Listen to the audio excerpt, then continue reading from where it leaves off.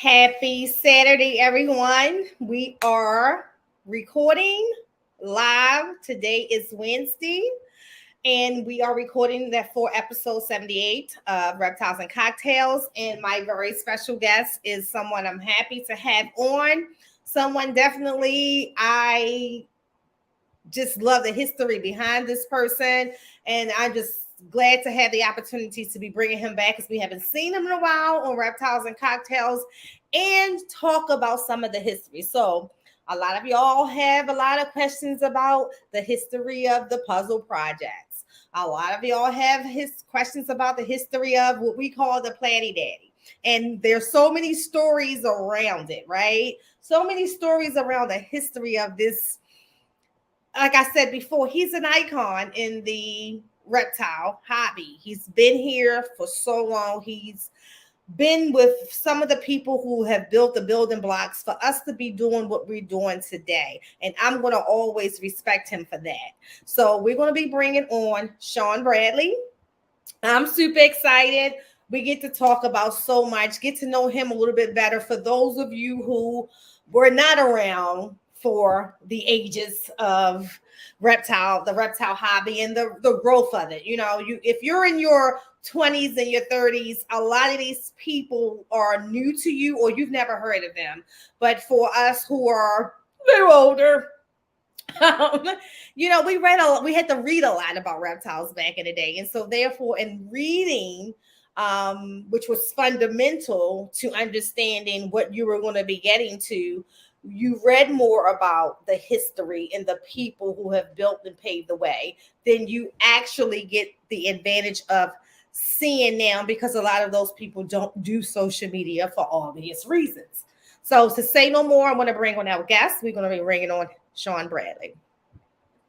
You ready, Sean? I am ready. Thank you very much. It's extremely flattering, your introduction. Thank you very much. I don't know that I deserve that, but maybe I do. I don't really know. Yes, you do.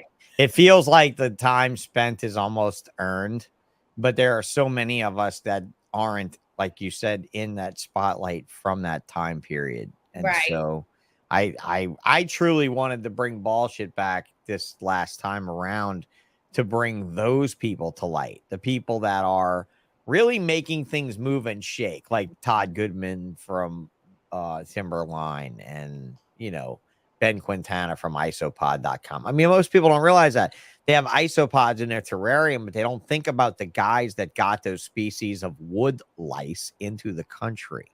That's not exactly an easy feat to do it legally or otherwise. So with seeing that, Sean, and having that much history, because you're not that old. I'm 43. You're not that old. Right. I'm actually older than you, but I've spent my life. When did you start? I've spent my life in this. So my cousin Mark is 13 years older than me, and he babysat me some in my youth, and he lived in an apartment. I talked about it before in New Orleans. If you ever visit and you drive around, you'll see a lot of doubles. It's a house, right, with another house. Like they're two houses together, and most people know what a double is. Right, yeah. These were called a shotgun double. They built one house long, and every room connected to the other room. So if you were in a bedroom and the back door to the yard was in your room, then anyone going in the backyard went through your bedroom. Right. A 2-bedroom house, somebody lived in the middle of the house. You'd really have to be careful when you were like fucking your girlfriend, I guess, because like, I don't know, your roommate might just come bouncing on in. So anyway, he had the walls of this shotgun double in the bedroom lined with cages that he made out of plywood, because this is before Vision. The only company was Bush Herp, was Neo Deshay, those old yellow looking ones you'll see in like pictures of Bob Clark's facility and stuff. Those angled front weird things. And super durable cages, hella awesome cages. I mean, they're great, but they're ugly as sin, and they're hard to stack, and they're ugly. Again, they're fucking ugly. They were manila colored when they came out. Now they're orange from all the aging of the plastic. So, but that was the only company out, and they were so ungodly expensive, and they're way up in Kansas. So shipping them, for any hobbyist, you were just literally a Home Depot hobbyist. Like if you didn't have the ability to build shit out of wood, you were not a reptile hobbyist unless you did it in aquariums, and that was it. Like you look back at Bob Applegate's colubrid cages. They're all wooden with wooden drawers. It looks like a fucking old man's wood shop, you know. So what did you start out with? What did you start breeding initially? Had everything. Like he had a rhino viper for a week and he had nightmares all week about it getting out and biting his ass in his sleep. So he got rid of it. He had rattlesnakes. He had a Burmese python. Actually, it's funny. I was just talking to a girl at the Reptile Expo this weekend. She's 18 years old and her father, my cousin brought me to her dad's house when I was young. I was probably 12 or 13.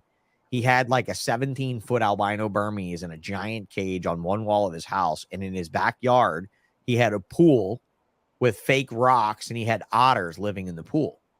And his little girl, his 18-year-old daughter, was just at the Reptile Expo selling mammals because she's a mammal dealer. And she had fruit bats and otters and shit with her at the show.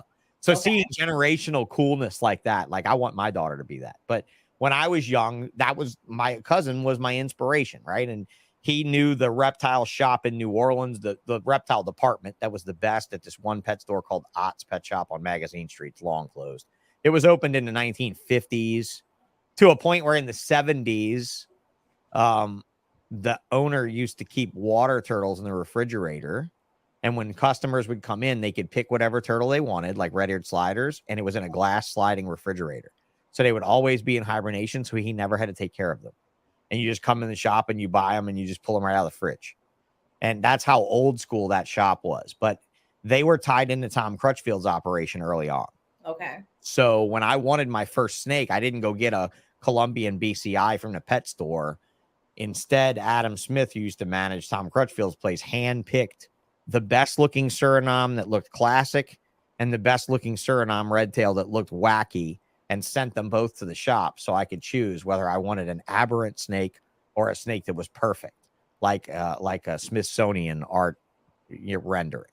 Okay. And naturally, I chose the Smithsonian art rendering one. You know, I had this wonderful, perfectly patterned Suriname that looked like it drew. You know, Da Vinci drew it. It was perfect. And she never bred for me. She died of an impacted rat 4 years after I raised her up. It was tragic. I cried for weeks. It was horrible. And it was actually the last reptile that I truly had that I loved. And it was the first, like in that way, like a dog. You know what I mean? Like that, like, oh my God, it's dead. And I feel so lost. And I haven't had a reptile like that since. I'm sorry. That was a heartbreaker.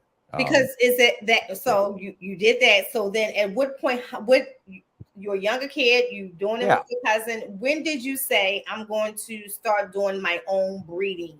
Okay, so I worked at a pet shop, and I had my mom was a single mom at that point. She divorced my stepdad. We moved into a house that had 3 bedrooms. She told me I could have the 3rd bedroom to put my reptiles in so that I can control the smell and the heat and all that type of thing, you know. So I had this extra room in the house where I could put, it was a small room. It was like 8 by 10, you know, but it was worthwhile for what I was doing. Or not 8 by 10, probably 10 by 10.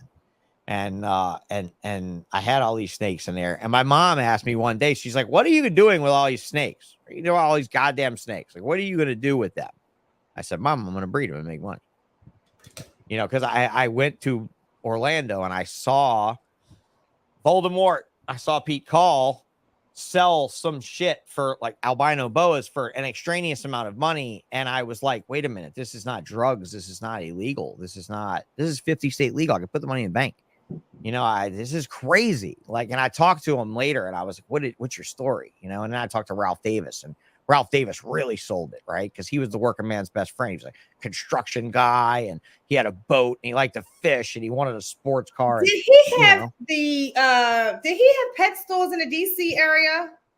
Ralph did have a pet store in the DC area called the Green Iguana, I believe was the name of it. It was the name of it in the Maryland, DC area. It was called the Green Iguana. I remember that distinctly, and I remember telling him that I was better than him because I operated a retail reptile store longer. You know, he's just like, I don't give a fuck. I make more money than you. I don't give a shit. I bought a Viper and a boat and a big ass house. What the fuck do you have? A wheelchair that doesn't go fast. You know, that's Ralph. And Ralph and I had a great experience together until we didn't. And he's, of course, the Platty Daddy. So, I mean, that if you want to get on that discussion. Let's go ahead. Yeah, like we can get into that story. Segue into that. did Sean get involved with the Platy Daddy? I didn't get involved with the Platy Daddy. Platy Daddy just fell on me with puzzles some kind of way. I don't know how it got in there. I just know that it was a quest for a lot of us back in the day because that snake was weird. You know, Platy Daddy had an allure about it. Okay, so 3 butters came in. If you want to call them butters, call them butters. Let's call them butters because that was ultimately what happened first. Was a butter came in and Ralph Davis bought it. Another butter came in and Mark Bell bought it. Ralph Davis bought the Platy Daddy in and called it Platy. And then saw the similarity in butter and talked to Mark Bell at an expo and said, Mark, let's change the name of yours from butter to Platy. And Mark Bell said, fuck you. I'll call it what I want to call it because I'm Mark Bell and I'm going to do what I want to do, just like I've always done. And I'm going to call it butter. And it's going to stay butter until I'm ready to change it to something else, which I'll never do because I don't fucking care about ball pythons. And that's really how it went. Like, that's really about how it went, you know? And so Ralph had this strange looking one. It was in Stefan's book. Hold on. Where's Stefan's book? I got Stefan Brohammer's ball python book around here somewhere. It's in Stefan's book, though. The original picture of Platy Daddy. So he got it in from Africa and it was frozen. Like he thought it was going to die. Like it was super frozen. And he like rode home with it like on the AC vent on the heater the whole way home. And ultimately he bred it to I think he first bred it to a normal. And it didn't produce itself. What the fuck?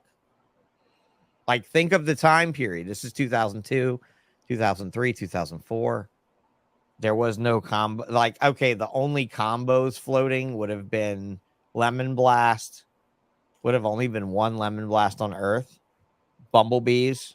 I was already saying. Bumblebees were the first codominant double gene combo. And then you also had Coral Glows, which was a caramel albino hypo. Okay. That was actually the first combo other than Snow. The very first combo that I ever saw that the credit goes to a venomous breeder now who only breeds cobras and shit. And his name's Mike Jolliffe. If you've seen Jolliffe Axanthics anywhere on Morph Market, Mike Jolliffe produced the very first Snow with his line of Axanthic, and everybody tore him up and said it wasn't really a Snow because it wasn't white. And when did we ever say the Snow and snakes was white? I'm sorry. Yes, snow boas, they're pretty fucking white.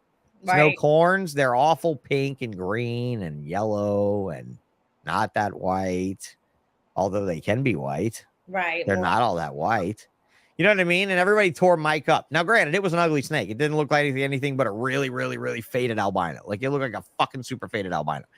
So he got no credit. The very first Tinley Park, Kevin McCurley placed in my bare hand the hatchling caramel glow in October of 2001, I want to say.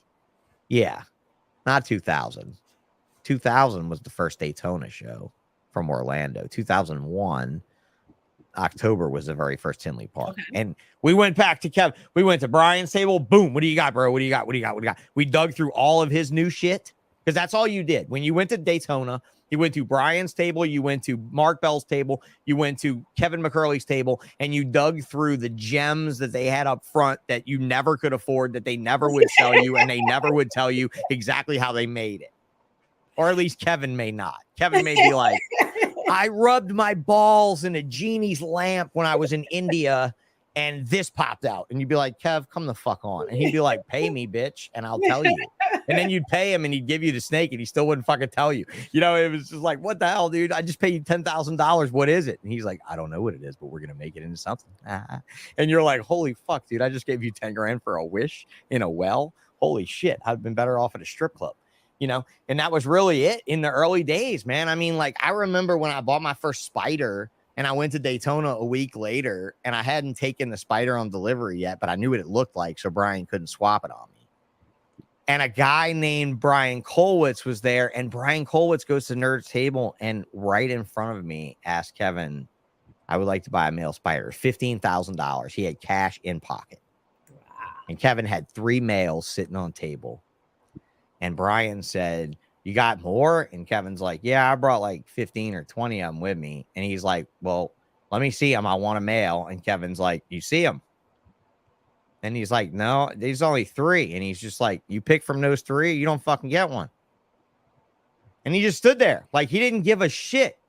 Literally, like, took 15 grand, spit on it, and threw it in the guy's face practically without doing it. Like, that shit would blew my mind. I was like, how are you doing this right now, Kev? And I hated Kevin until I realized who he really was. You know, I hated Kevin. Now we all know who Kevin is because Kevin's greed is gone. Like, he got out of that big money shit. Now he's just in what he loves. And now you know who Kevin McCurley really is. He's truly a geek who loves this certain shit, and that's it. But when we look at the start of things like Platty Daddy and stuff, nobody knew anything, Nicole. Nobody really knew what the fuck was going on. Okay. All I knew is that when I was 23, I looked like I was 15. And I stopped at Ralph Davis's table to specifically ask him about Platty Daddy in Daytona. 2002, 2001, I think.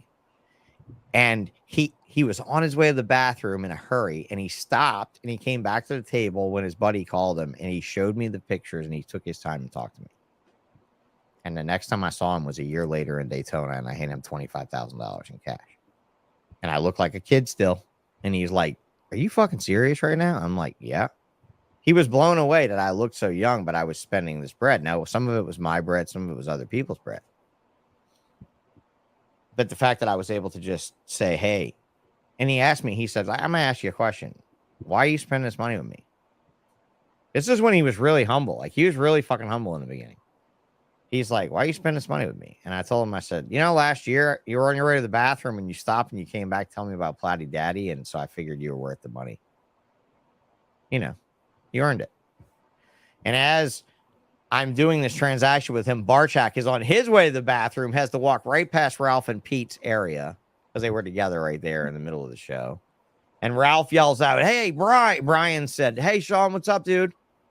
I'm going back to the table in a minute if you want to talk. Because I had been waiting on Barchak for a while because he was in business and we had a big deal to do. And Ralph says, you know this guy? And Brian's like, yeah, him and his buddies just dropped like 70 grand over my table.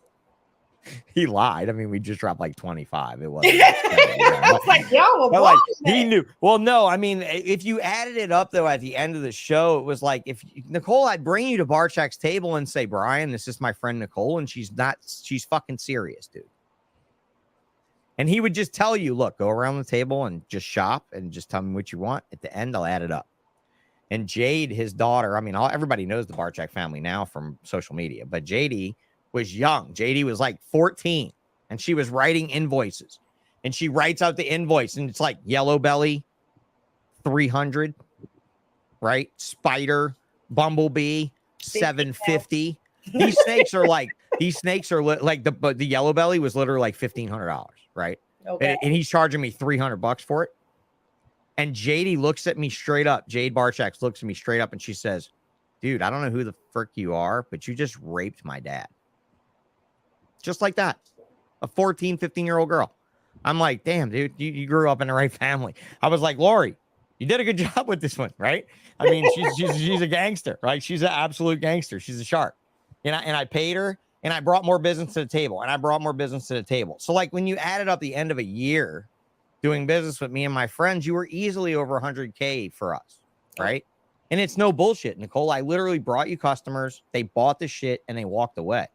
They dropped the cash and they left. They weren't a thorn in your side. They never asked you for anything otherwise, any concessions.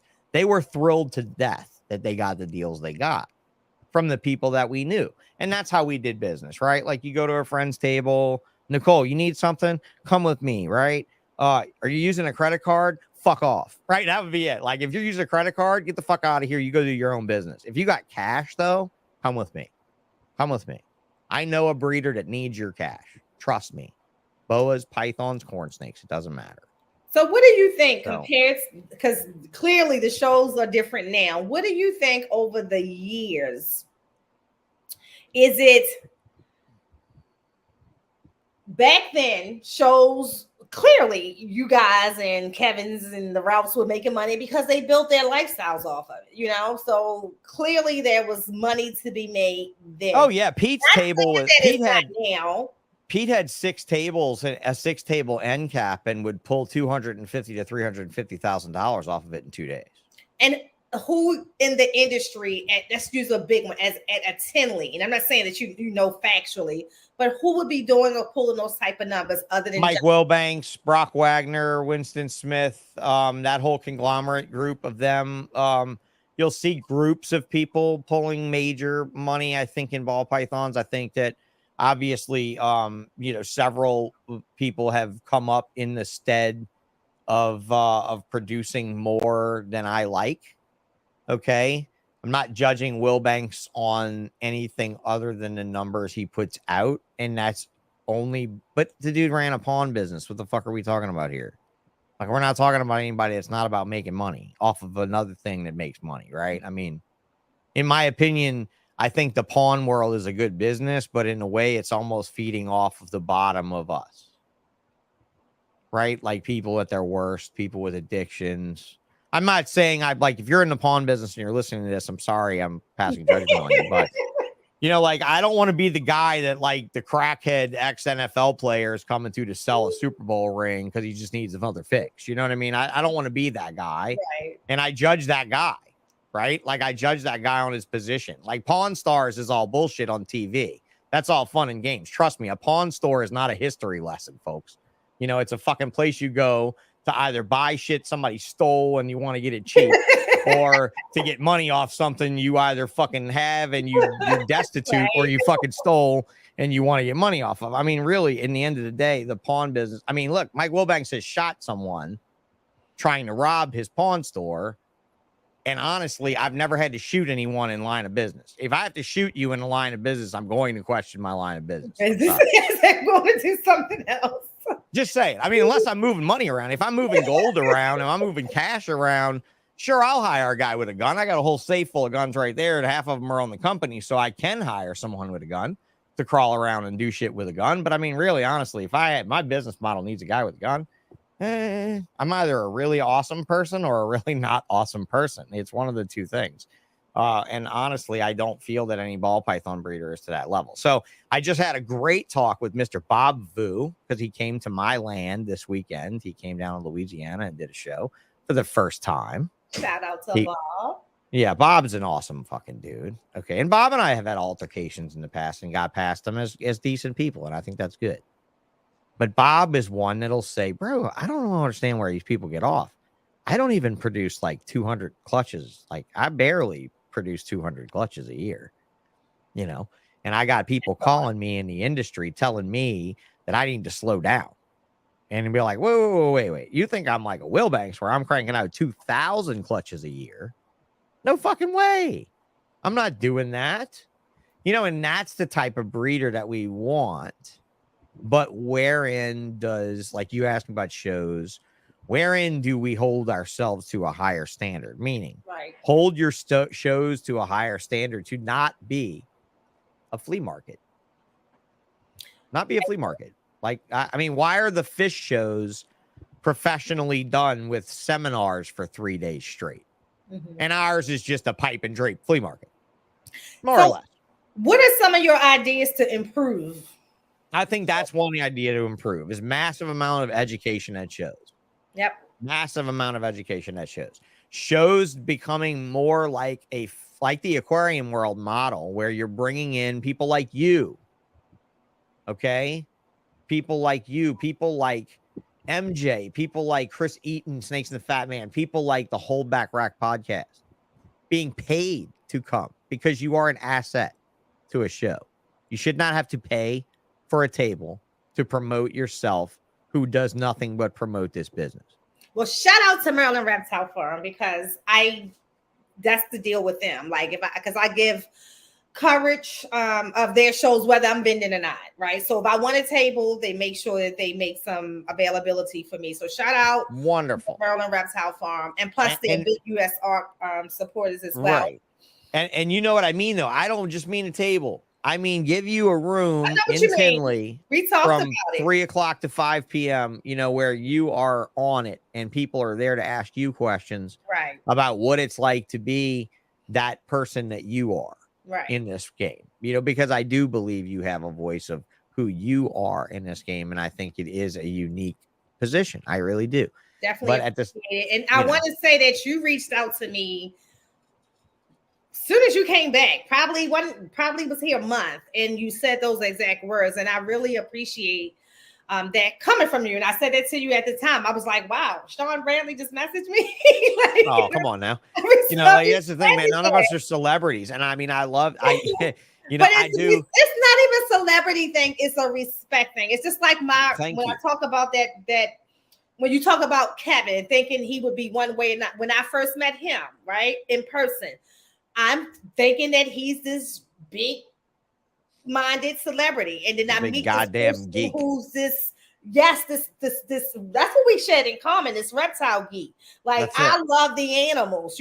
Breeding them came for me years down the line. I didn't start breeding them until 3 years ago. I just did that interview with him in December, and somebody left a comment about how rude it was that he was doing a podcast with the guitar in his hand, just fiddling with it. And what I said to the person on the comment was, had he shown up without the fucking guitar, I would have asked him to go and get it. I would have asked him to go and get it, because I never have a good conversation with Kevin relaxed where he's not got a guitar in his hand, just fiddling with it. And he knows that I know that about him. And he knows that I respect that about him enough that he brought the fucking guitar to the set, which I think it's amazing that, and I share, in the last 5 years more than ever, he really expresses what animals do for him. Like he talks. Yeah, he's been a really big voice from a breeder that's running a professional op that's saying, look, I know you don't like me doing my own vet work, but we are just as capable, if not more capable than the vets.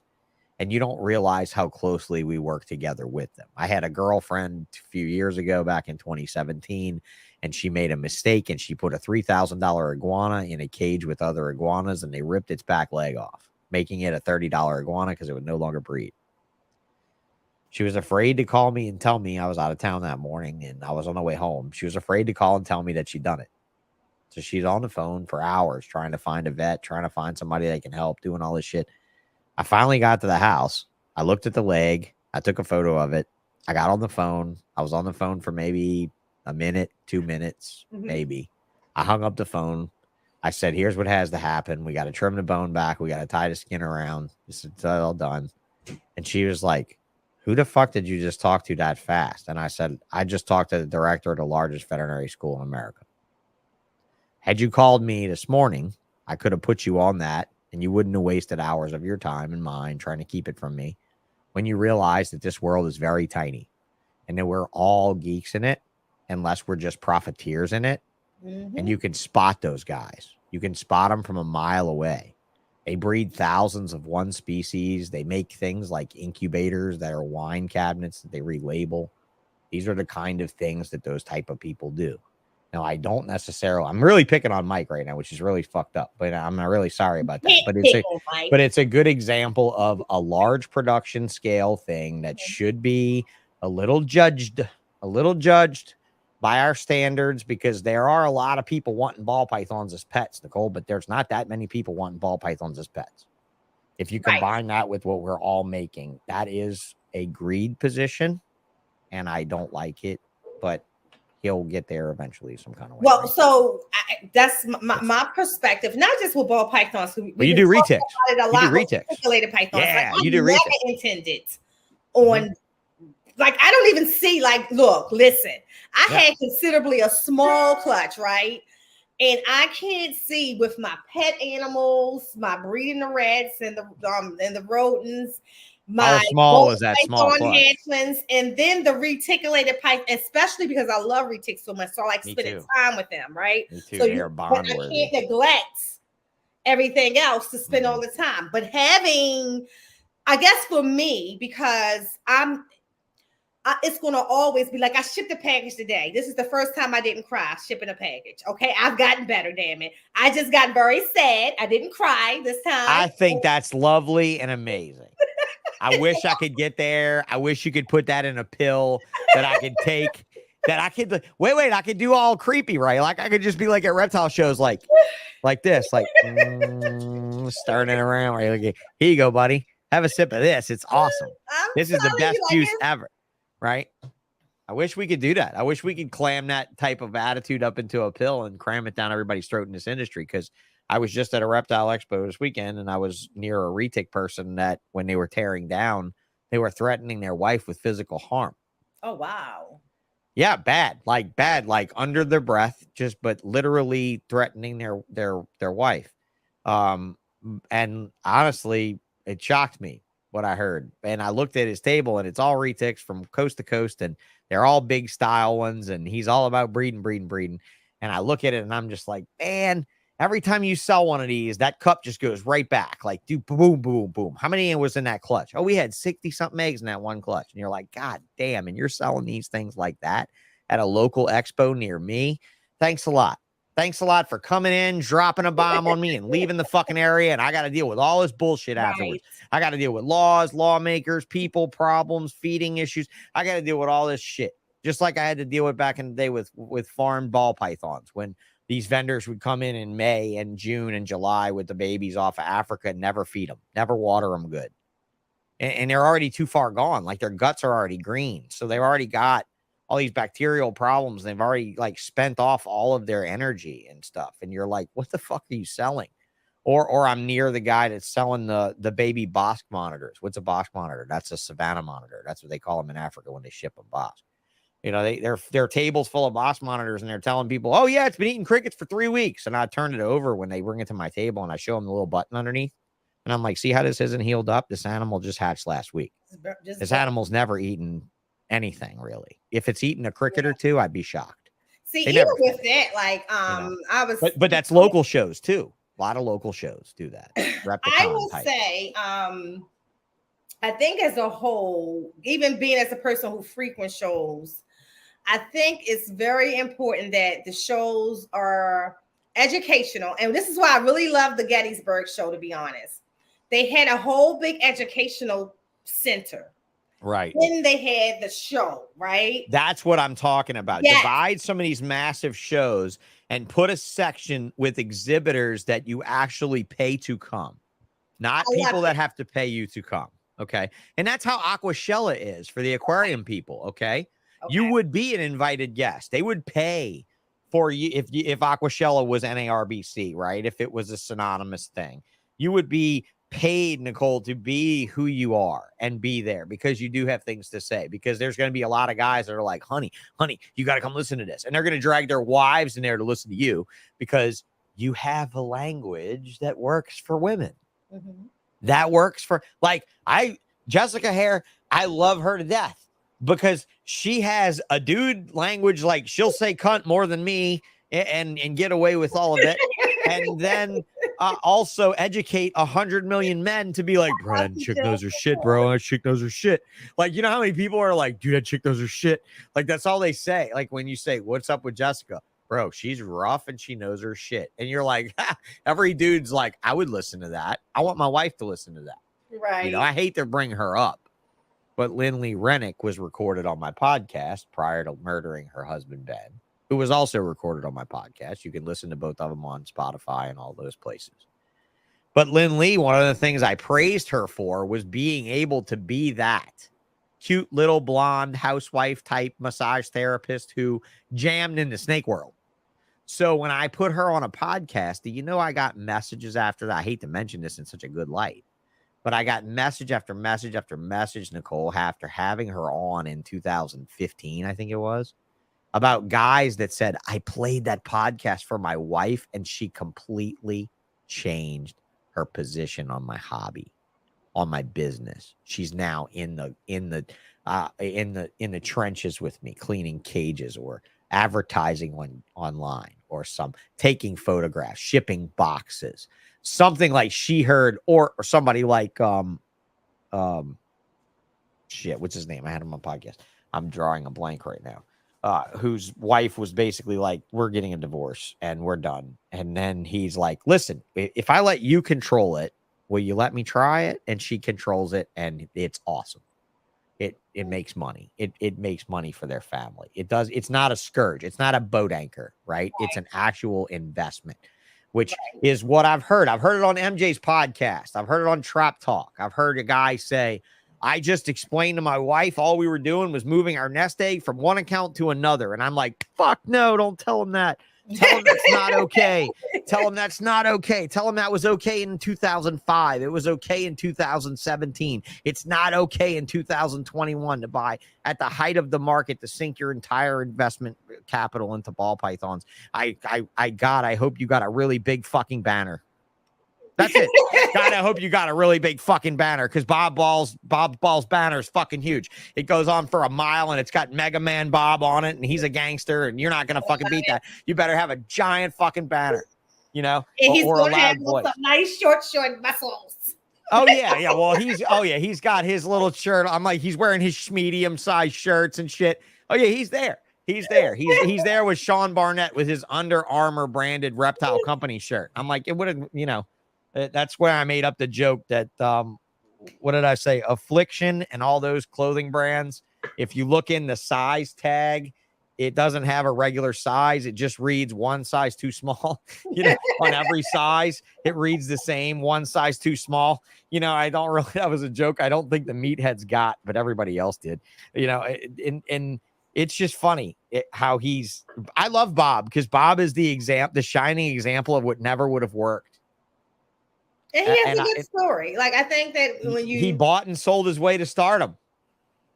I honestly believe that and I don't mean to simplify his success. I don't mean to do that because there's a ton of hard work and perseverance and attitude along the way. I don't mean to discount that success. But he bought and resold in a time period where the term flipper was thrown around like constantly. And you were judged for buying and reselling and not doing the hard work and not being the original guy.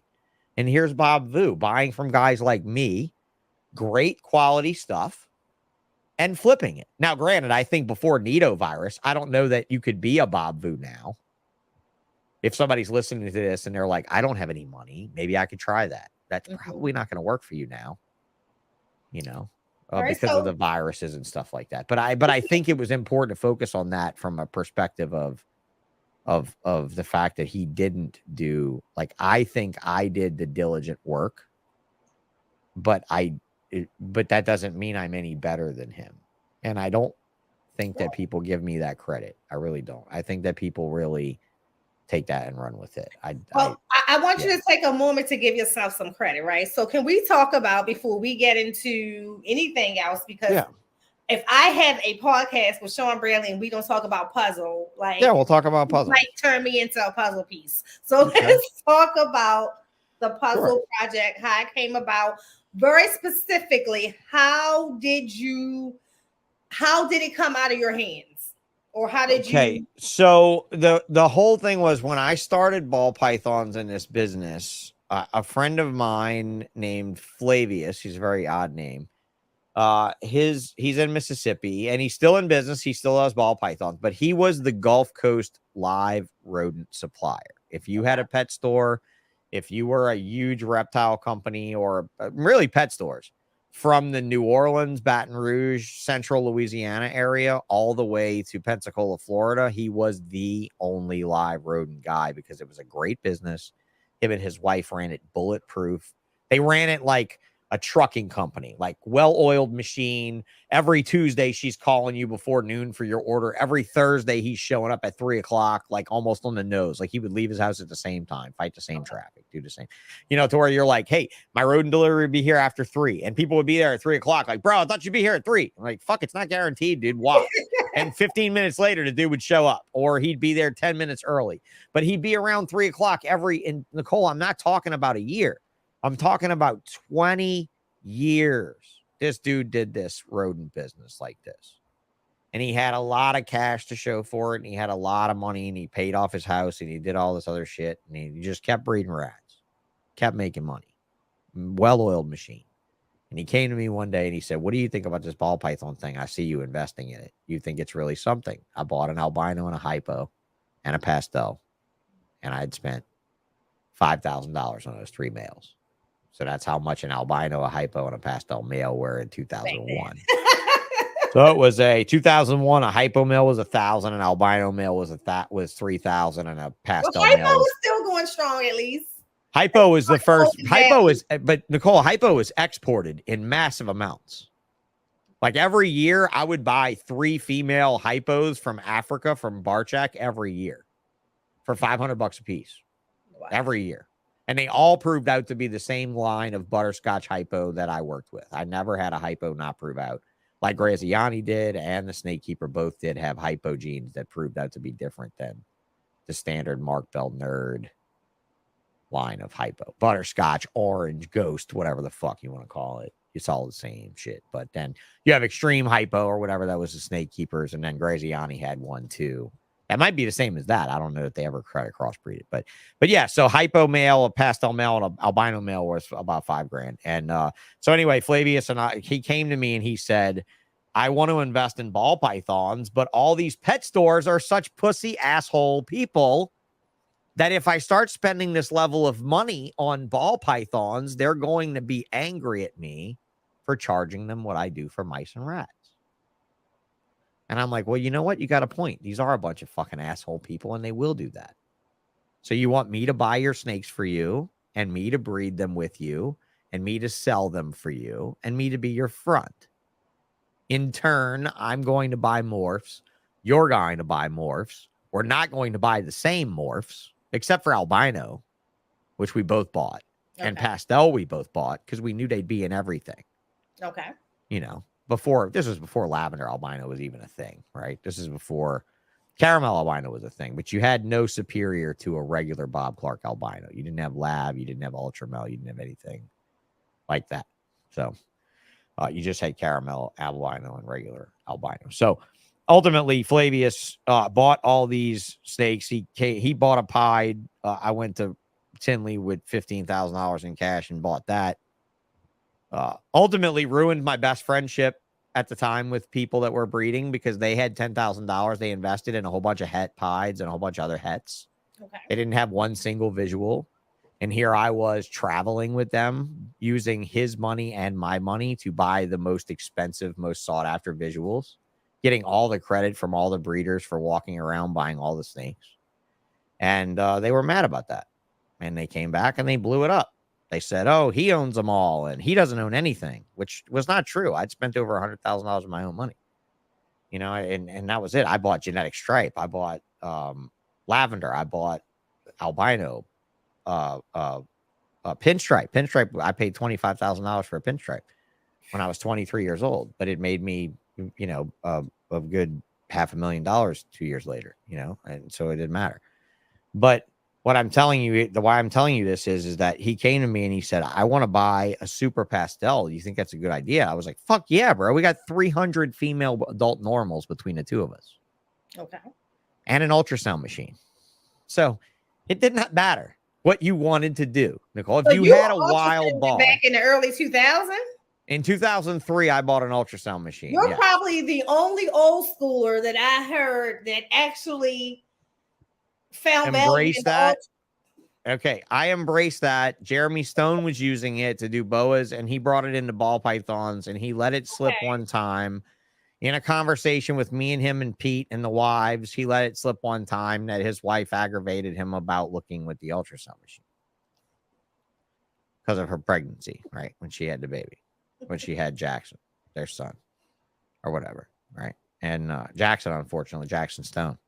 I'd say, unfortunately, he's a gangster. He's a double amputee and like a killer athlete and student. He's in college on a free ride on a sports scholarship. Awesome. Champion wrestler, champion basketball wheelchair player. This kid's just a genius.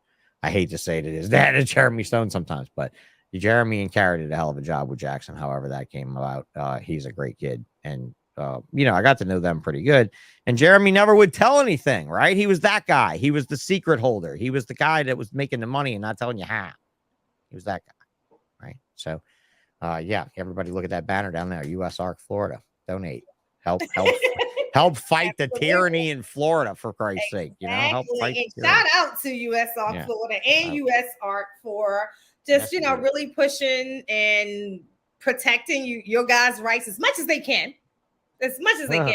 With FWC out there boot stomping, I don't know how much they can do, but yeah. Right. I'm about to find out in Daytona in a few weeks. But so anyway, back to Flavius. So he tells me he wants to buy a Super Pastel. So I'm like, all right, dude, how much money you want to spend? He's like, I don't know, but I want a badass one. He said, I've seen some fucking ugly Super Pastels. Okay, so to give you an idea, there was a line of pastel called Stonewashed by a guy named Stan Ruppel. Stan Ruppel's Stonewashed Pastels was a name he gave to an ugly line of pastels that looked like dog shit.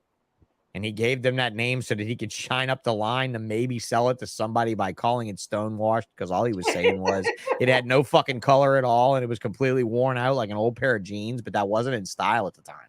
So I told him, bro, $7,500 for that piece of shit? Really? And he said, call the next guy. So I did. I called Greg Graziani. And Greg Graziani said, I have one male left from last year. It's a 2003. This was in 2004, and I want $13,000 for it.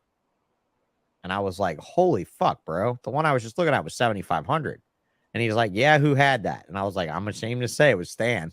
And he's like, oh, for a Stonewashed piece of shit, go buy that for $7,500. And I was like, nah, I don't want that for $7,500. What do you got? And he said, he sent me a picture of this Super Pastel male. Now, he didn't tell me it was the meanest snake that I ever met in my life. It was the meanest fucking thing I ever saw. I never saw a ball python in my life struck as much as this ball python. No, I mean, I'm not kidding you. Every time you opened its box, every time you handled it, no matter how often you handled it, this snake was vicious. And there to go, the genetic anger in puzzles.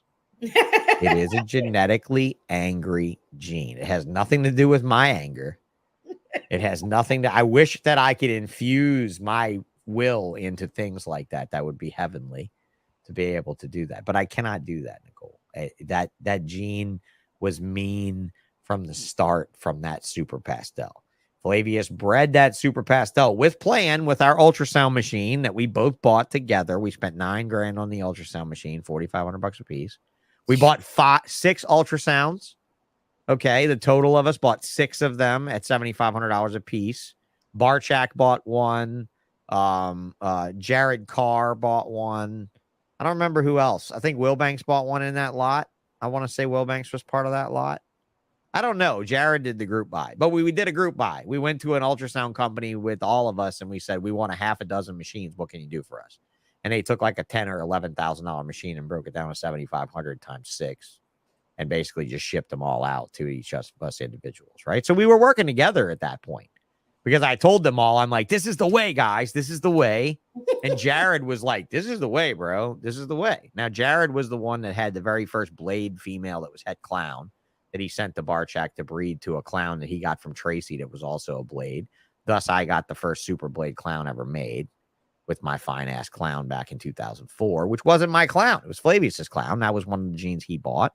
And see, I have no problem discussing this stuff openly with you now. It's not a secret. I kept it a secret from my person that was investing with me. It was important that we keep it. The only reason I told those friends of mine that backfired on me was that I was traveling with them. Nicole, I only thought it right if I'm riding in a car with you with $25,000 in cash to buy ball pythons that you wish you could buy, that I tell you that we're going to do that. Especially when you're driving the fucking car 14 hours and I'm riding with you. I was straight. I was honest. It bit me in the ass. And then ultimately, selling those snakes for that person bit me in the ass, right? Because then I wasn't giving him enough money. And then I was ripping him off and all this. So I'm like, this is again to the start of don't fucking work with me if you don't understand the cost of doing business. You know, and that's it. Like anybody that ever had a bad dealing with me business-wise, Nicole, I can tell you right now, I would like to hear it. And I would like to do good with it if it truly was something that it was in my wheelhouse. You get me? Right. Like if it was my fault. Like now, like if you got a puzzle, it wasn't a puzzle and it was some crazy cryptic shit that looked like a puzzle and you bought it anyway, what do you want me to do for you? So you can stand in line and I can help you when I produce something. Or you can go off and say I ripped you off. And that's really not true either. Because we're all working with an uncertainty here, aren't we? I was ready to say, what is the real confusion between the puzzle and the cryptic? Okay, so the original puzzle stuff obviously had cryptic in it. Like somewhere along the line, it had cryptic in it. It had Platty Daddy in it. But what came from where? The cryptic probably came from Graziani's Super Pastel. The puzzle probably came from the African Wild Normal. Or nobody was het puzzle, and puzzle mutated right fucking there. Right? I mean, doesn't that have to happen? At some point, the chicken or the egg has to come about. Right. And at what point do we say that every ball python prior to this, Nicole, was actually imported from Africa? This gene was captive born. Clown, imported from Africa. Pinstripe, imported. Genetic stripe, imported. Albino, imported. Lavender, caramel, ultramel. Give me some more. Give it to me. Give it to me. Give it to me, baby. All you got. Every fucking recessive gene you got. Tri-stripe was a tri-stripe is in Africa more than any other gene. I promise you, I got a fly flying around here. I promise you that. I've seen more het tri-stripes imported. I've seen more visual tri-stripes imported than any other single recessive gene other than hypomelanism. That's the only gene I've ever seen imported from Africa. Hey, dude, Stefan imported 7 male visual tri-stripes in 1 year that were hatched on a farm. Wow. Tri-stripe is a normal in Africa with a weird stripe. It's not hunted. It's not like hunted by a predator very heavily, right? It's not glow in the dark, right? It doesn't have a bell on it. It's just running around. So if you don't think that animals coming in with very small alien eyes that have been transferred down into one scale aren't het tri-stripe, you're probably fucking wrong. Okay. Like you probably should breed a tri-stripe to that and see what happens. Because if you look at the alien eyes on a het tri-stripe, the alien eyes are reduced to one scale or a fraction of one scale. And when I saw that originally, I saw it and I was like, okay, this is a marker. And I looked at it and I looked at it and I looked at it for years. And I was in Daytona and I was at Colette's table and Mike Wilbanks was rubbing elbows with me right there looking at tri-stripes. And I was like, yeah, dude, it's pretty cool. You can see the head of there. And he's like, what do you mean? And I said, look at this dye and this and this and this. And he's like, fucking dude, I see that shit. And I got it in my own shit that I imported. I didn't know what it was. And I was like, you should look at it and see if that's what it is. And I don't know if it ever proved out for him, or if he even ran it down. But I walked away from the table, rolled away from the table. Actually, I was in a wheelchair. Then I rolled away from the table. Wilbanks went back to his table. Colette comes to my table. And Marshall Van Thor and I are sharing a booth in Daytona. And she's like, Colette's so sweet. And she's so soft-spoken. And she's like, Sean, can I talk to you for a minute? And I'm like, what do you need? And she said, I heard you over there talking to Wilbanks about my het tri-stripes that you could see the head in them. Could you explain that to me? And I'm like, Colette, you've been hatching these fucking things for years. You don't see this? And I showed her and she's like, I totally see it. And I'm like, yeah, it's simple. And it only was refined in my mind by Brian Maddox's line of tri-stripe because he imported a female gravid. He bought an imported female gravid from Outback Reptile Company, and he hatched a female tri-stripe from a gravid female normal he bought for $75 shipped. Speaking of, and still going strong too. Speaking of what we were talking about before. Yeah. Yeah. Well, tri-stripe's coming back around with some people are actually driving it. That's all it ever needed because Colette and Dan were exhausted by that point and just had no drive to really force it down the line. Just didn't really have it. They'd had enough morphs of their own at that point and enough other business goals with the supply company and their family, their children, all that stuff, relocating their family from Los Angeles to Utah.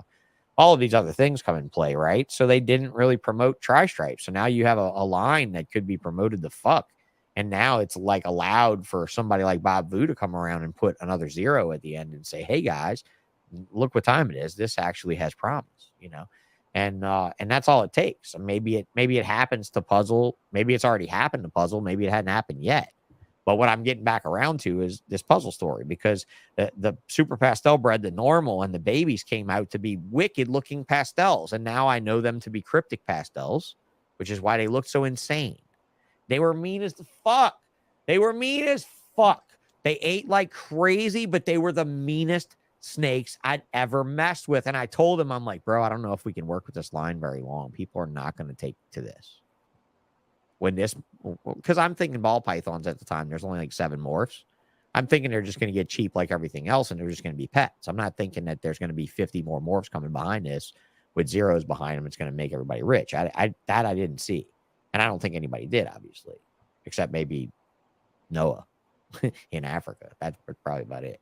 So, I hate to keep going on, and I know you're listening to history here, but at the same point, I with puzzle, it was just fine pastels. And this man named Mike Faircloth came in my shop. He was local. He lived an hour and 30 minutes away.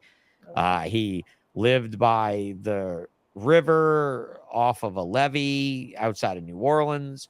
He worked a job that he rode a bicycle to. He had a lovely home that he'd paid off. What I'm telling you is this man was settled in his life, Nicole, and he decided to start breeding snakes. And on his very first breeding and his very first clutch of eggs, he hatched Puzzle. And he said, this is something weird in here. It's not what I expected. So you hadn't seen it at that point? No, ma'am. No, ma'am. So we bred the super pastel to a normal. We produced all pastels, of course, 100%.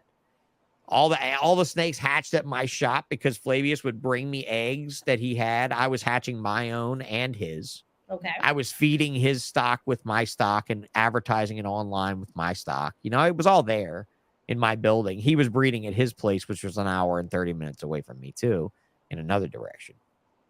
So Mike Faircloth came to me one day and he said, Sean, you're the area guru ball python guy. I want a bumblebee and I'm not paying $25,000 for a fucking bumblebee. And that's how much they were. So he said, I want to buy a spider and a pastel, but instead I'm going to buy a pair of each. What can you do? And I think the total was like $7,000 for the pairs. Okay. I think it was like $7,000 or $8,000 for the pairs. It was a 1.1 spider and a 1.1 pastel from the original super pastel to a normal. And his plan was just to simply switch them and breed the male pastel, female spider, female pastel, right? Okay. And whatever. Do them both ways, right? Guaranteeing himself 2 clutches, potentially with 25% odds to hit a bumblebee in each one. There's no way he's going to miss. All he wants to do is hatch a bee. That's it. He's willing to pay $7,000 to hatch a bee. So I sell him the finest pair of spiders and the finest pair of pastels I got. Why are they the finest pair of pastels? Because they're cryptic pastels. Unbeknownst to us. Until literally like 3 years ago.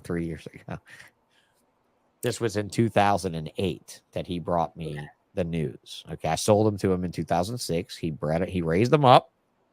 He called me one fateful day in the spring and late winter, and he said, Sean, I got a problem. I said, what's wrong, Mike? He said, my male spider won't breed the female pastel. What do I do? And I said, Mike, super pastels are still $5,000. Breed the male pastel to the female pastel. Had he not done that, we may have never seen Puzzle until later on down the line. Got you. So that pair of cryptic pastels were Het Puzzle. Got you. He bought them. He bred the male cryptic Het Puzzle pastel to the female spider and hatched a bumblebee clutch. And that's where he got his bee in the first clutch. Guess what? That bee was Het Puzzle too. There were 50% possible hets. In that clutch of 50% possible hets, every single animal I bred was Het Puzzle. And in the clutch from the 66 het to het, every single animal I bred was Het Puzzle. That wasn't visual puzzle. I proved out every possible het from both clutches. That's weird.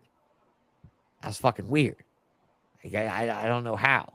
Astronomical odds, I don't know. But every freaking one of them proved out to be het. And what happened was he hatched that pair. He bred pastel to pastel. He followed my instructions to maybe hatch a super pastel to sell for $5,000. Because why not? Who doesn't want $5,000? Right? That was my reason. My reason was, bro, it's a female ball python. She's going to go next year if you wait, or you could just breed her now and make $5,000 maybe. I mean, fuck. You got 25% odds of hitting $5,000, bro. That's pretty goddamn good odds. I mean, anybody would roll those dice because pastels are still worth $750, $500, $750, $800, right? So, bro, this is still money, right? And he did breed that breeding, Nicole. He did. He bred them together, and he got like 6 or 7 eggs to hatch. And he called me at my shop, and he said, Sean, I want to bring the snakes over today. Something's wrong. And I said, what do you mean something's wrong? He hatched bad? He said, no, the pattern's not right. Everything I'm seeing online for super pastels, this doesn't make sense. And I said, okay, well, come on over. I'll be there in an hour and a half. You know, he gets in his car and he rides out to the North Shore where we are. And he comes in. I want you to know that Tim Bailey of Bailey & Bailey Reptiles was just getting started with his collection back then at this time. He was rolling pretty hard. He had invested a little over $100,000 at that point in ball pythons. And he lived 7 miles down the road from my shop, which is where he got started on ball pythons, was in my shop. So and Mike walks into my shop with the snakes. He hands me the tub. I look at them. I look at him. I point to the super pastel puzzle in the tub, and I tell him that's a $15,000 snake. $17,000 snake. He looks at me like, yeah, right. Again, this is his first clutch of snakes, and he knows nothing about snakes, right? First clutch ever. He's like, yeah, right. Whatever. Fuck, you're pulling my leg. So I pick up my phone, my shop phone. I call Tim Bailey's house. He's home. I'm like, bro, you feel like riding down the shop? And of course, he was like a junkie, right? So he would just like, he'd come in the middle of fucking night if I'd call him. I was like, bro, you need to come see this. And he's like, what am I coming to see? And I was like, I'm not telling you shit till you get here. I was like, it's a ball python and it's bad to the bone and you need to come. And he got in his little truck, his little red Toyota truck, and he came down the road and he walked in my shop and I handed him the tub and he looked at both of us and he said, that's a $15,000 snake right there. I never told him that on the phone.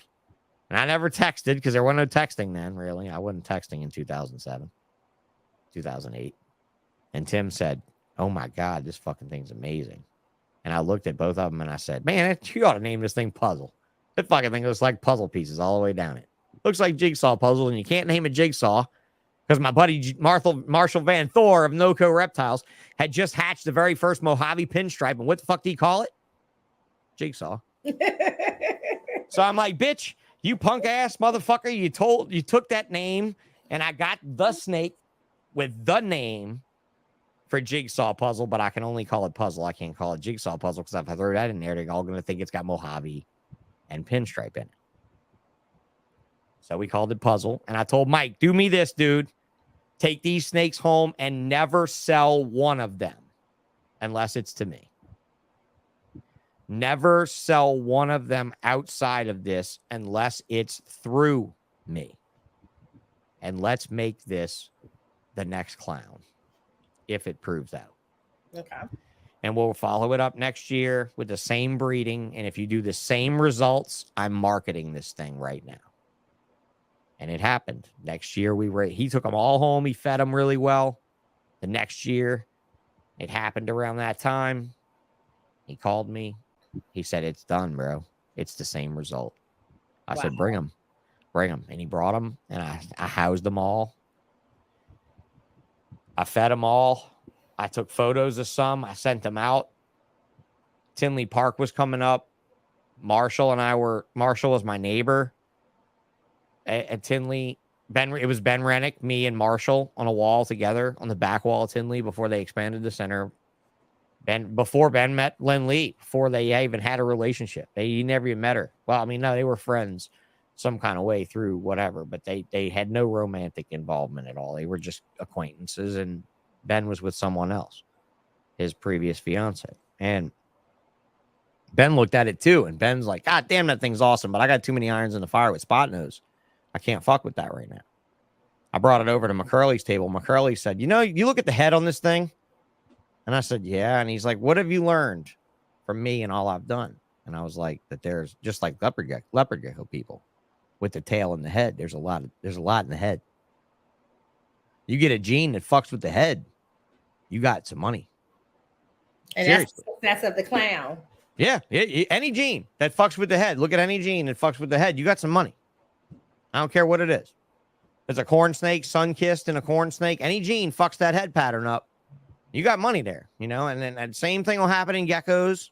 That same thing will happen in blood pythons. That same thing will happen in retics, where something will come in there and jack that head all up, and you'll be in the money. Like if you see that and it's a single gene and it's doing that, baby girl, you got the money right there. You don't need nothing else.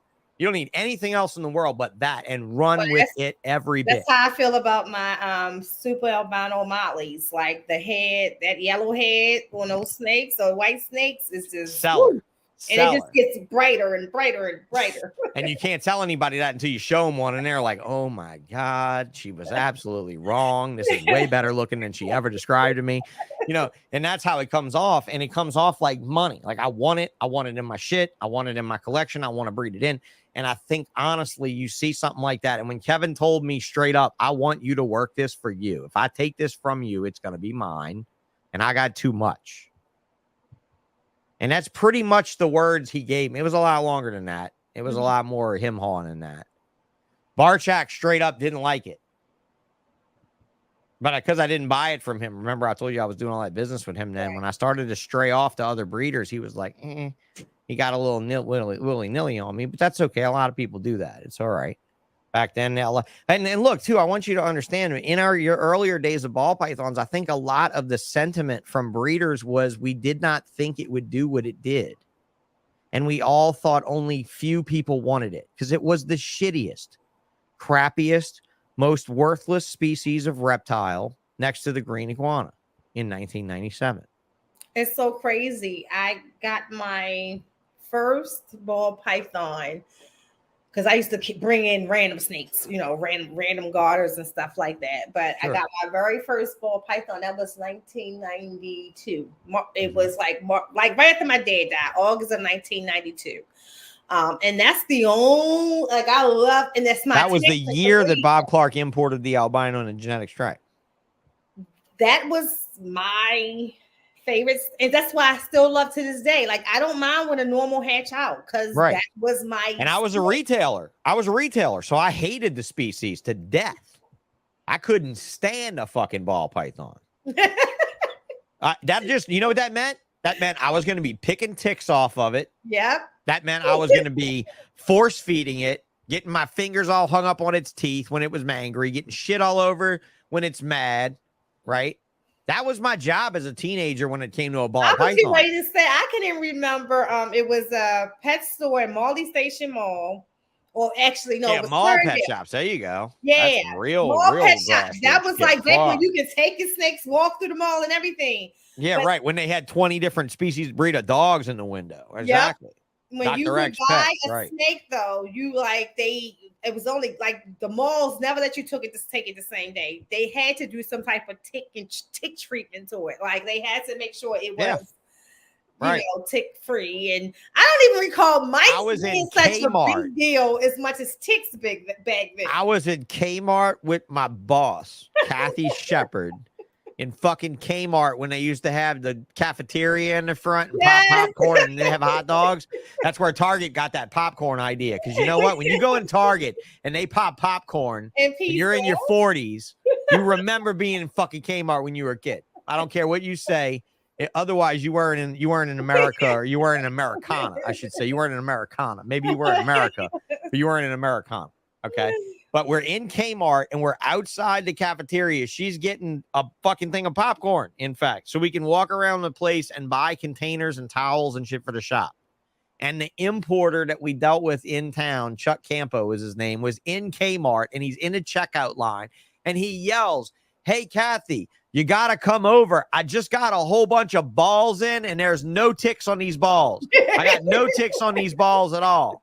And I looked at her and I looked at him and I thought for a minute, y'all motherfuckers know you're in Kmart right now, you know? and they both looked around and they realized, oh, fuck, he's got ticks on his balls. That doesn't sound good at all, you know? And I was just like, motherfucker, man. That was one of those moments when I was a kid working in a pet shop where I was like, yeah, fuck a ball python, dude. I ain't doing this shit. And I used to tell people, if you bring me a ball python or a green iguana, I'm going to mince it up and feed it to a species that's worth a fuck. You know, and that was my attitude. You couldn't give me one, yet I made more money off of those two species than any other species of reptile in my life. Wow. Because I bred green iguanas too. I have a $40,000 vacant iguana facility in my yard just south of me right now. But that was all albino iguanas for years. When my ex was here, when my kid's mom was into this, because she was a vegan and she didn't do the snake thing. So she was like, I don't really like snakes. And I was like, well, I'm going to hook you into this business some kind of way, girl. So I was like, what do you like? Vegans like you? I'll get you a bunch of fucking vegans like you. So I got her some albino iguanas and she fell in love with them. And I was like, look, this is money, $1,000 a piece, $500 a piece wholesale. We don't have to retail any of them. We can wholesale them all to one guy and get a check for 25 grand a year just for you to have fun in the yard. That's not a bad gig. Right. And so when I made it like that, she was like, okay, I'll try it. And we built this building and she left it just as I completed it. So it's all good, but we're using it now. We got some, so we got some we have some Lewis eye hybrid iguanas out there now. And we have a bunch of redfoot tortoises and stuff because they do really well. Redfoots do really well down here in the South. And so I have 3 genes written down, and I know we're running out of time on your show. So, but ultimately that's puzzle. Okay. So Mike Faircloth bought the animals from me. They were ultimately Flavius's animals at first.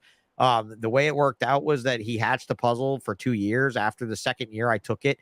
The final story to add to that was after I sold the very first male pastel puzzle to Marshall Van Thor of NoCo Reptiles for $9,500 in 2009, and that snake is still worth $1,500 today. That's pretty fucking incredible.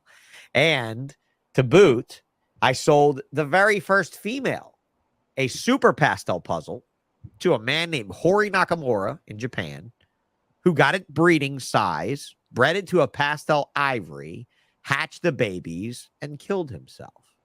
Oh, wow.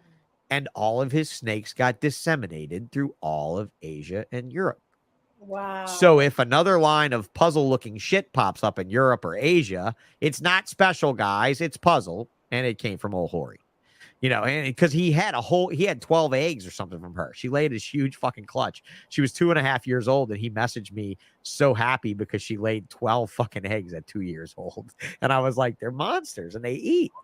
Because that's another thing about puzzle is I don't know if there was Volta blood in there, but the original girls were monsters. And all of the first generation puzzle girls all grew up to be 10-egg girls on their 2-year, 3-year time periods and maintain that 10-egg clutch size.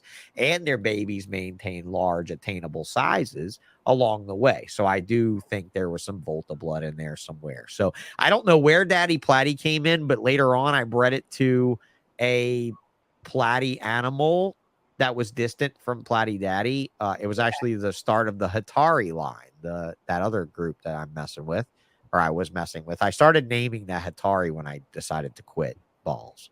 And that's a project I left alone because Grim is the same thing.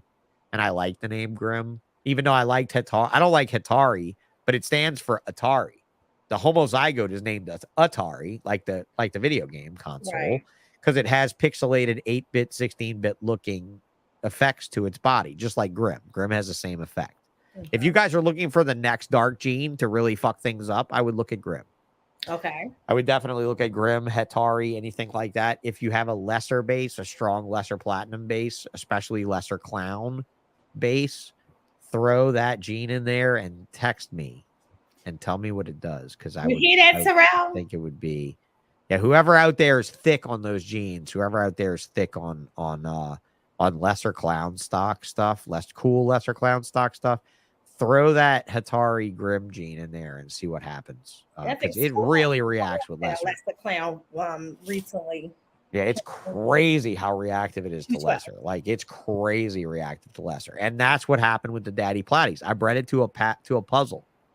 I bred Hatari from Maki Goskowicz, the original breeder. I bred a Hatari male that came off of her original Atari stock to a female puzzle. And all of the lessers came out daddy. And I was like, what the fuck? And then a year later, a guy named Will from Royal Canadian Reptiles. Most of you guys know this dude now, this kid. This veterinarian, his parents are veterinarians. I remember what his mom called me and asked me to talk to her son one day. And he bought puzzle. He listened to me. In like 2011, 12, 13, something in that neighborhood. Will from Royal Canadian called and he was like 17 or some shit. And his parents were like, can you talk to my son? And I talked to him and I'm like, kid, if you want to make money and make something of yourself and nobody knows who the fuck you are, and they will one day, this is what you need to buy. And he bought it. And that's exactly what happened. So Puzzle did hatch from that. Puzzle came from that stuff. Puzzle was mysterious. They were all bound up to Pastel until 2010 when I hatched the first normal Puzzle. The very first show I had it at was 2.5 hours from my home, 2 hours from Mike Faircloth, the original breeder's home. This is the weird shit to me. This gets me. This really gets me, this part of the story.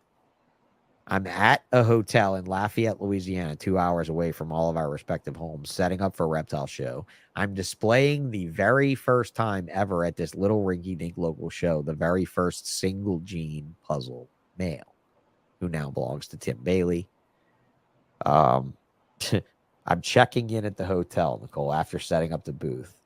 And the guy behind me in the check-in line is Mike Faircloth, the original guy. So I turned to him and I'm like, hey, dude, you wouldn't believe it. I hatched the regular puzzle. I'm so glad you're here. I hatched the regular puzzle and I have it here. He looked at me and he said, Sean, I don't know what the hell you're talking about. I'm not here for a reptile show. I realize you are. It's just a weird circumstance that I'm here. My motorcycle club's going on a road trip and this was our meetup hotel and we're just checking in for the night. You mean to tell me you have the original puzzle here? Is that fucking weird? That he just happened to be at that hotel in the checkout line behind me for no reason related to the Reptile Expo at all. Right. That's fucking puzzling. I'm sorry. The whole entire gene is a pun that is like a dad joke gone bad. It's sad. And you're like, that didn't happen that way. That's a story that some old man tells. Like, it's a fishing tale. It sounds like a fucking fishing tale. It sounds like total bullshit. But the reason I have the puzzle project is the year after I sold all that stuff. I sold the one to Hori Nakamura for $12,500. I sold the male to Marshall for $9,500. I took my percentage of that and the other possible hets that I sold. Because I did, or no, hets that I sold. Or pos hets. No, I sold some pos hets.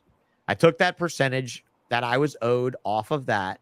And at the next local show, not the one I just mentioned, but a local show when Mike still had the snakes, he came to the show and I handed him a check in an envelope. And the check was for $17,000. That was for selling the first two visuals and a couple of the possible hets. As per our deal that I would keep a certain percentage, right? It's like 30, it's like 35, 40% is what I take, you know, for everything. Credit cards, shippings, I'll do it all. But I'm taking that percentage, right? And that had to be set in early because we had a lot of people that were like, bro, I bred ball pythons. I don't know the first fucking thing about selling these things. You know, like we had a lot of people like that. They would invest a bunch of money, Nicole, and they'd be like, whoa, what the fuck am I going to do now? You know, and you're like, well, I'll sell them for you, but I'm taking 35%, you know, because I got this expense and that expense. And it makes sense. 35% is not that bad considering how much work you do to keep and sell snakes. I don't think anybody disagrees with that. Well, do you still have any puzzle in your? Yeah, I do. I have a visual. I have one visual puzzle, by the way, of Ozzy sending me a Christmas present. Off of the female that he's made so many mountains off of. He's like, bro, that female I got from you's done really well for me. You know, and I'm just like, fucking right it has. I mean, you read the Desert Ghost, you discovered cryptic in it, you discovered all this other shit. Yeah, it's done really well for you. And thank you very much. That means a lot to me that you'd send me a mail because I need a mail to work on some stuff. And you send me a little mail puzzle cryptic that I can work with. It's not special. It's like an Orange Dream puzzle cryptic mail. And I was like, man, that means a lot to me. And it helps me with a lot of these females because I got a lot of possible hets. But wait, I want to tell you this. This is what's so great about Mike. I handed him the envelope with the check, and he didn't open the envelope. He just put it in his pocket, and he left. That was it. And he got all the way home. It was like 45 minutes away from this little show that we were at. It was a West Wego, New Orleans show we were at, and which is much closer to his home. He got home, and he drove all the way back. And he walked in the show, and I was like, bro, I thought you left. Because, I mean, time flies in a show, right? It'd been an hour. Seemed like it was a few minutes ago. Thought you just left, dude. He's like, I did. And I went all the way home and I opened this envelope and I had to come back. And I'm like, why is that? And he said, because this isn't right. I said, what's not right? And he's like, you need to take your cut. And I was like, bro, I did. And he was like, wait, what? What? And I was like, yeah, I did. And he was like, this is 2.5 years, 2 years after we'd seen the first one, right? He looks at me and he says, wait a minute, you really mean to tell me these things are worth 15 grand? And I was like, bro, we haven't been pulling your leg for 2 years. This is really something. You hit the Powerball here. Like, you hit it. Unfortunately, Tracy had already come up with that name too. You know, the Powerball for the super spotness. Right. But yeah, it just like, I was like, you hit the Powerball, but not the Powerball, you know, the snake Powerball. And he was just like, I can't fathom that. Like, he was such a humble person. He was like, I can't believe that I actually experienced this as my first experience. And ultimately, after that, a year after that was 2010, New Year's. I was in New Orleans on a rooftop. I was in a rooftop pool with my girlfriend for New Year's. And he called me up New Year's Day crying because he'd gotten a notice from his county that he was no longer allowed to have reptiles in his house. That he was no longer allowed to breed rats. That he was no longer allowed to have a pet outside of a dog or a cat or an aquarium fish. Because his county, the St. Charles Parish of Louisiana, has a law that says no exotic pets. I would have to move. That's it, though. Remember when I told you he rode his bike to work?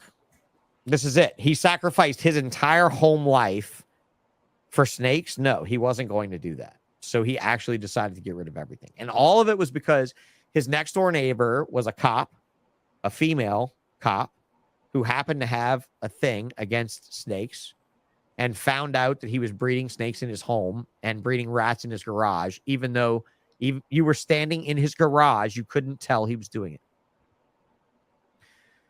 So that's that. The puzzle story is long and deep and involved, and I did do a coverage of it on YouTube. You can go listen to the 17-minute puzzle story. Just look up the puzzle ball python history, and it's under the Exotics by Nature channel. You can always tag it in this broadcast if you'd like. All right. And it does have the full story from start to finish on that whole thing with Mike Faircloth, because I do believe it's important that he get the credit for producing it.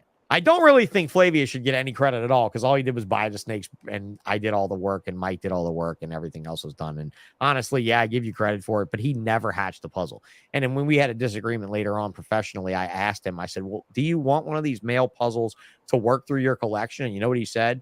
I don't even like that fucking gene. I don't even want that shit, because he had an attitude, a chip on his shoulder. And you know what he did? He left $100 grand on the table. That's all he did. He left $100 grand on the table. Like when you had that attitude. I did that with Aztec boas, dear.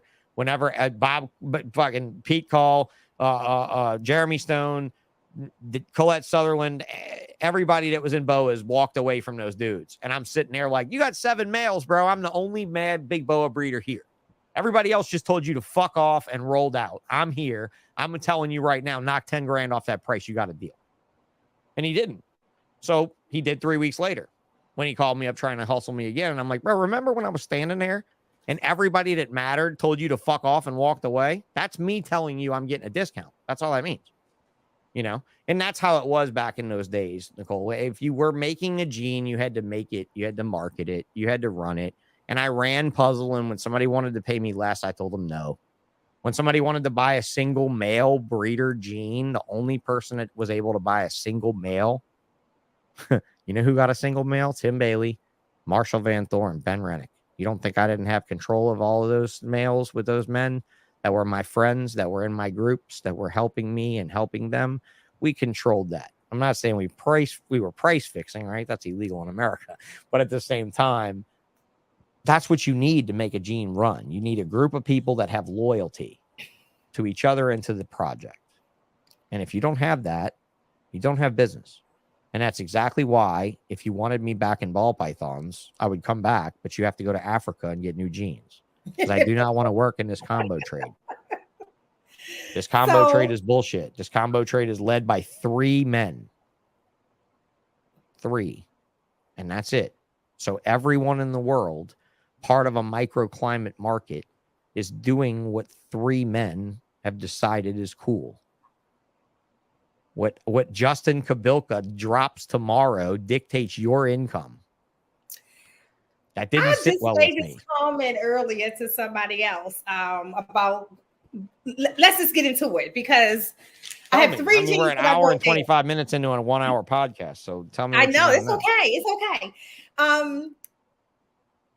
Pastel, right? So in all the conversations we had today, you talked about pastel from there to now, which is still being worked into combos, but it's also the value has degraded a pastel so much, but it still produces some of the most visually appealing animals when plugged into other genes. Yeah. What are So your does thoughts? lesser, so does cinnamon, so does all of I was these ready to things say, that so are basic. lesser is, I have lesser written down here as well, because I am a fan, right? Not necessarily that I want a lot of it in my collection, but there is certain things very specifically I want to do with lesser. In fact, I Things saw you can't do with anything else.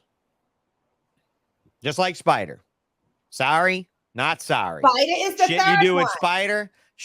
with spider, ain't done nowhere else. Amazing. You can take a pastel and you can take a spot nose and you can dupe a spider, but it ain't gonna do what a spider does when you combine it with other shit. And none of this would have come about without something drastic like a spider. In 1999, I had a mental arm wrestle with my cousin Mark, who was my mentor in the first beginning of this whole thing, over what was finer, a piebald or a spider. I sat there at Nerd's table and I said, that fucking spider right there is going to kick the shit out of a piebald any day of the week. That pied is a done deal. What are you going to do? Make it albino? Fuck that. It's a white snake. White don't have no place in my place. You bring me an ivory, I don't fucking want it. What's a yellow belly do? I don't fucking want it. Only reason I would have ran at a solid white snake was to make the money that everybody put on the Camelot of a solid white snake. And look what just happened. I don't know if you know this, in the last 2 months, the Toba blood python, which is the fire red blood, produced a black-eyed leucistic red blood python. Yeah, I saw that posted. Yes, the true hypo crested gecko. Have you seen it? Has bred together and produced a black-eyed leucistic crested gecko that looks fucking unworldly crazy cool. You can see through it, all its organs. It looks like an alien just made a gecko and landed it right in your fucking house. Like, it's ridiculous. So every gene, every snake, every species of reptile, I believe, has a fire gene that makes a black-eyed Lucy. Retics, Burmese, ball pythons, blood pythons, crested geckos, leopard gecko. Like, everything has a fire gene. So if you have a hypomelanism in any sort of snake that is genetically dominant or co-dominant, please stop being a shithead and breed it together, because you're going to produce a solid white Australian python if you just shut the fuck up and do it. You know, and so that's it. Like, that's how it goes, right? Like, we have it. We have it. We have it in every gene. You just have to look for it, or you just have to be open to the fact of the day that it happens. And things like spider being outlawed in countries like Europe, like in the UK, man, they outlaw all kind of shit in the UK. Okay. They outlaw dog ear cropping and tail docking, and all the shit we do to dogs every day in America is outlawed there. You know, as far as I'm concerned, I never had a spider died from anything related to its head wobble ever.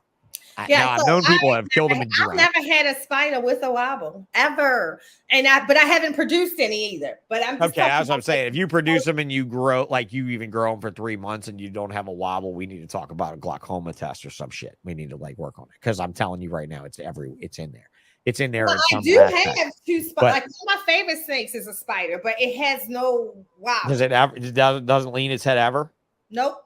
Doesn't actually look at you like, oh, like it's trying to understand what you're saying, like, oh, you know, like a dog does. Like, it's a regular normal snake. The only thing I love about spiders, they are definitely some of the best eaters, if you ask me. Like, even the one with the wobble don't miss. And personality wise, they do carry in. Like, people do like them for their personality. They do go for that. So